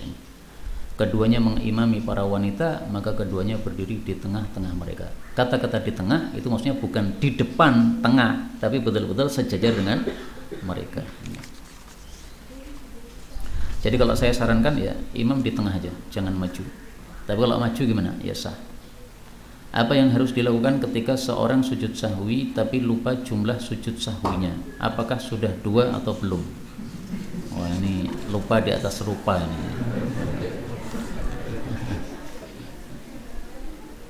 Kalau lupa maka kita disuruh meyakini yang kita cenderungi, mengambil yang kita cenderungi. Jadi antum pikir, ini sudah berapa tadi ya? Cenderung ke 1 atau cenderung ke 2? Kalau cenderung ke 2 maka kita katakan 2 udah. Kalau cenderung ke 1 baru kita tambah 1. Falyataharras shawab, itu lafalnya. Bagaimana hukum salat wajib diketahui ada kotoran di pakaian najis setelah selesai salat? Apakah harus mengulangi salatnya? Baik, saya tes antum ya. Mengulangi salatnya apa tidak? Tidak. Kenapa? Kenapa? Karena tidak tahu. Baik. Kalau saya sholat, habis sholat saya teringat, ya Allah tadi belum wudu saya. Diulangi enggak? Loh kenapa dibedakan? Kan lupa saya. Kan Allah memaafkan lupa saya. Innallaha tajawaza li an ummati al-khata'a wan nisyana wa mastukrihu alaih. Allah itu memaafkan untuk umatku salah yang tidak sengaja, lupa dan yang dipaksa. Tapi jawaban antum sudah betul. Kalau salat belum wudu, kemudian teringat setelah salat, salatnya tidak sah. Kenapa? Asal salatnya sendiri tidak sah karena tidak memenuhi syarat. Adapun orang yang salat membawa najis dan dia tidak mengetahui, maka ini dimaafkan karena termasuk yang pernah dilakukan oleh baginda Rasulullah SAW. Ada dalilnya dalam Sunan Abu Dawud, ni'alakum. Rasul Shallallahu Alaihi Wasallam pada waktu itu tengah-tengah sholat, beliau kemudian melepas sandalnya, lalu ditaruh di kiri tengah-tengah sholat itu. Maka para jamaah melihat seperti itu, semuanya lepas sandal bareng-bareng. Nah, selesai salat Nabi bertanya, "Ma hamalakum ala ilqa'i ni'alikum?" Kenapa tadi tengah-tengah salat semuanya lepas sandal? Mereka menjawab, "Kami lihat engkau lepas sandal, kami lepas sandal." Jadi sesuai sabda Nabi, "Shallu kama ra'aitumuni usalli." Ya, itulah para sahabat sangat taat kepada Rasul sallallahu alaihi wasallam. Nabi jelaskan, tadi Jibril itu datang kepada saya, ngasih tahu saya bahwa sandal saya ada qadar, ada kotoran atau ada tai. Kemudian Rasul bersabda, kalau seseorang datang ke masjid, hendaklah melihat dulu sandalnya ada kotoran tidak. Kalau ada, hendaklah diusap. Kemudian silahkan dipakai lagi sholat tersebut. Dan ini sholat dengan sandal, ini termasuk sunnah Nabi yang sudah mati. Bapak-bapak, ibu-ibu, pernah nggak sholat pakai sandal? Belum. Nah, ini PR yang kedua. Ini PR pertama kemarin ya, setiap 7 hari khatam Al-Quran selama bulan Ramadan. PR yang kedua, lakukan sholat dengan menggunakan sandal. Dan itu bisa diterapkan di rumah masing-masing, jangan di masjid. Kalau di masjid nanti tambah sesat ini, onta ini nanti. Tambah dianggap sesat nanti. Nah, di sini dalilnya mana? Rasulullah pakai sandal najis, tapi sholatnya dilanjutkan. Seandainya pakai sandal najis tadi tidak sah, maka beliau akan membatalkan sholat dan mengulangi dari awal. Nah, maka ini menunjukkan bahwa kalau ketahuan najisnya setelah sholat, maka dimaafkan. Jika harus mengulangi sholat fardu, bagaimana jika sadarnya ketika sudah masuk waktu sholat berikutnya ini? Nah, sudah terjawab ya, nggak perlu mengulang. Masih ada 5 menit. Silakan.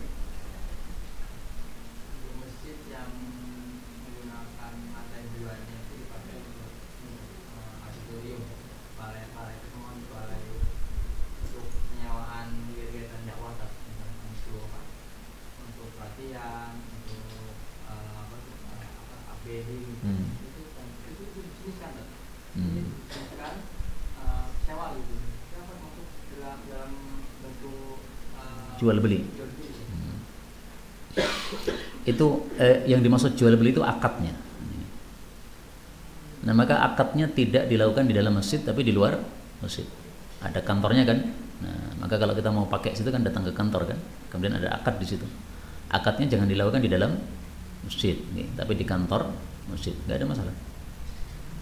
Adapun kita iktikaf di masjid, kemudian kita punya toko Shopee, nah, sambil iktikaf sambil jualan di Shopee, ini ya ini jual beli di dalam masjid kayak gini.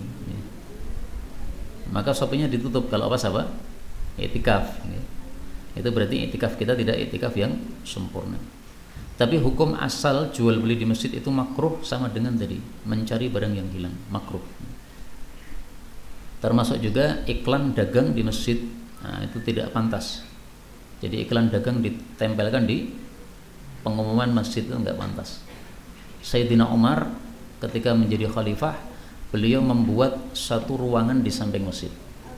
Kemudian beliau mengatakan, barang siapa yang ingin berkata yang sia-sia, maka silahkan berada di situ. Adapun masjid kita ini untuk pasar akhirat. Jadi ngobrol-ngobrol yang sia-sia dunia nggak ada masalah, tapi di tempat tersebut. Ada lagi? Monggo.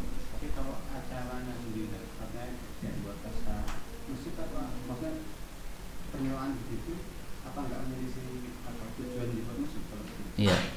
Bagaimana kalau acaranya di dalam masjid, misalnya pesta, makan dan sebagainya, ya, apakah tidak menyelisih niatan dibuatnya masjid? Ini tadi yang ditanyakan adalah lantai 2, ya. Lantai 2 masjid.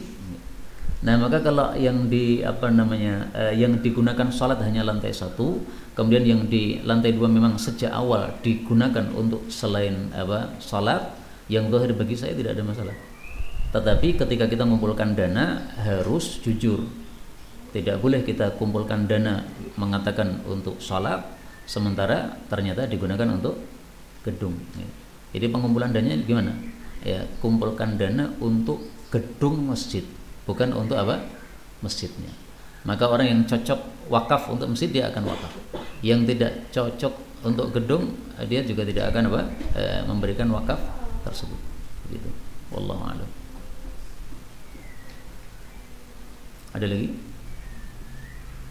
Dan itu banyak masjid-masjid seperti itu, termasuk masjid yang biasa kita kumpul jamaah tabligh di Solo itu, bagian bawahnya itu adalah toko-toko.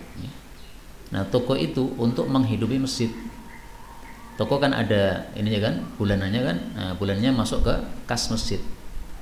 Kalau di Yaman itu rata-rata masjid itu bagian atasnya itu ada kos-kosan. Kos-kosan itu untuk menghidupi masjid. Dan itu menurut saya sangat bagus untuk ditiru supaya masjid ini tidak kekurangan dana. Maka masjid di sana nggak perlu pakai kontak infak jalan, tuh nggak perlu, Pak. Kenapa masjid di Indonesia itu perlu kota infak berjalan? Karena tidak ada penghasilan. Kalau sudah ada warungnya di bawah, sudah ada kos-kosannya di atas, udah jadi penghasilan. Tidak perlu ada kota infak berjalan. Terakhir sebagai penutup, bolehkah kita menggeser kota infak ketika mendengar khutbah Jumat? Gimana menurut antum? Nggak boleh.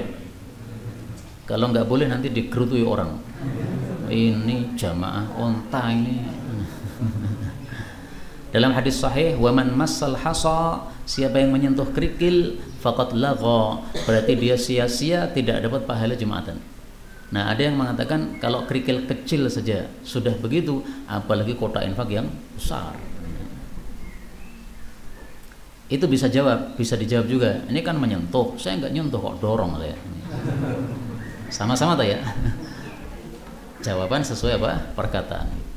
Tapi antum silahkan lihat dalam syarahnya Sunan Abu Dawud maupun yang lain-lain, masal hasa ini ditafsiri oleh sebagian ulama yaitu ala wajhil li'ib, yaitu main-main kerikil. Sehingga kalau tidak untuk main-main tidak termasuk. Misalnya ya, antum pas sedang berada di masjid, karpet, kemudian ada kerikil di situ. Khutbah Jumat berlangsung. Ini kerikil termasuk kotoran. Boleh nggak kita ambil, kita masukkan di saku ya? Boleh nggak? Boleh, tidak termasuk masal hasa. Kenapa? Itu yang dimaksud main-main. Nah, maka kota infak ini menurut versi ini tidak termasuk yang main-main. Sehingga menurut saya, wallahu a'lam, okay, kalau ada kota infak di masjid, meskipun ya kita sebenarnya nggak senang kayak begitu, tapi daripada kita bermasalah dengan orang, maka boleh kita untuk mendorong. Karena sebagian teman saya itu ada yang pura-pura tidur. Okay. Jadi kalau ada kota infak itu ngelirik dia, pura-pura tidur ini. Kota infaknya jalan kemudian bangun lagi. Menurut saya nggak harus begitulah ya. Ya digeser nggak apa-apa karena ini tidak termasuk main-main. Wallahu a'lam bishawab. Tapi kalau antum takmir masjid, tolong tidak usah pakai kota infak berjalan pada saat khutbah Jumat. Jalankanlah kota infak selesai salat Jumat. Salat Jumat selesai, jalankan. Dan kenapa rata-rata kota infak dijalankan ketika saat khutbah Jumat? Karena khutbahnya terlalu lama. Sehingga ini PR berikutnya kepada antum-antum yang jadi khatib, PR-nya adalah khutbah Jumat 10 menit saja, jangan lebih. Satu imam biasa khutbah Jumat enggak? Berapa menit? 15 menit, dikurangi lagi 10 menit. Apa? Tidak ada yang masuk 15 menit. Enggak apa-apa, salah mereka sendiri. Diberitahu, Bapak-bapak kalau saya yang imam, saya 10 menit, maka besok lagi jangan terlambat gitu. Dan saya terapkan khutbah Jumat 10 menit, itu banyak yang suka. Sudah berapa kali orang datang kepada saya setelah khutbah Jumat mengatakan, Ustaz, mantap. Dalam hati saya, mantap karena pendek. Bukan mantap isinya, bukan ya. Mantap karena pendek itu. Silakan.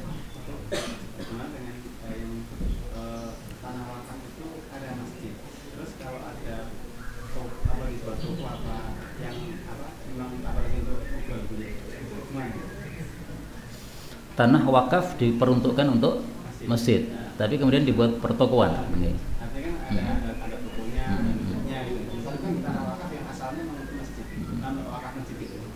Menurut saya wallahu a'lam bishawab, kalau pertokoannya untuk masjid, masalah masjid, tidak apa-apa. Tapi jangan dikurangi, ya. Jangan dikurangi. Kayak tadi, misalnya tokonya ditaruh di atas atau di bawah. Kalau separuhnya masjid, separuhnya toko, ini nggak boleh. Karena dia memang diwakafkan untuk apa? Masjid. Kecuali kalau orangnya apa? Mengizinkan. Ini kita buat masjidnya separuh aja, Pak ya. Terus separuhnya untuk toko. Nah, dia merelakan nggak apa-apa. Karena sesuai dengan akad dari pewakaf. Makanya rata-rata yang ada tokonya atau kosnya itu nggak pernah dibagi dua gitu, nggak pernah. Selalu di atas atau di bawah. Nah, maka tidak mengganggu keinginan pewakaf bahwa masjidnya adalah luasnya seperti tanah yang dia wakafkan. Wallahu a'lam. Nah, kan tidak di dalam masjid, kan di bawah atau di atas kan, dan itu bukan masjid. Sama dengan kita kencing di kamar mandi masjid, apakah nggak boleh? Kalau kamar mandi masjid dianggap masjid, ya nggak boleh buat kamar mandi di masjid. Baik, ini sudah 11:30, kita jumpa sampai di sini. Rabbana taqabbal minna innaka antas samiul alim wa tub alaina innaka antat tawwabur rahim. Subhanakallahumma rabbana bihamdika asyhadu an la ilaha illa anta astaghfiruka wa atubu ilaik. Walhamdulillahi rabbil alamin.